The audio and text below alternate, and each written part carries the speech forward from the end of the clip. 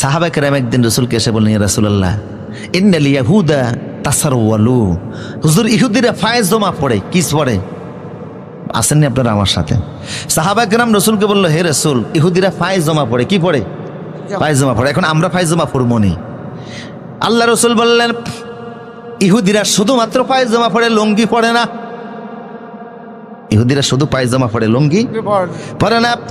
ফাইন্নাকুম তাসারওয়ালুনা ওয়া তাজাওয়াজুনা, তোমরা পায়জামা পড়ো, লুঙ্গিও পড়ো, মাঝে মধ্যে পায়জামা পড়ো, মাঝে মধ্যে লুঙ্গি পড়ো।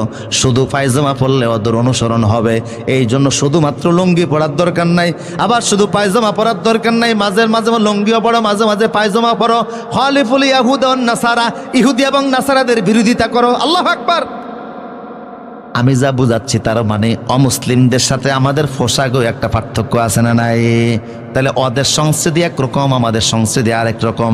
এখন পোশাকের স্বাধীনতার নামে অনেক মেয়েরা রাস্তায় মিছিল করছে, মিটিং করছে, আমরা ওপেন চলাফেরা করব। এটা হিন্দু বৌদ্ধ খ্রিস্টান দাবি করতে পারে, কোনো মুসলমানের বাচ্চা পোশাকের স্বাধীনতার নামে রাস্তায় উলঙ্গ হতে পারে না। আর পোশাকের স্বাধীনতার নামে যদি সে রাস্তায় উলঙ্গই চলতে চায়, তাহলে মুসলমান বলার কোনো সুযোগ নাই।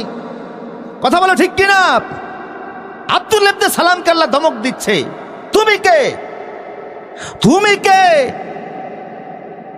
সাহাবী যিনি 10 জনের একজন জান্নাতি, তারে আল্লাহ ধমক দিচ্ছে, ঈমান আনছো, ইসলামে ঢুকো, তোমার বাপ দাদার শরীয়ত মানলে ইসলাম চলবে না। কথা বলো ঠিক কিনা?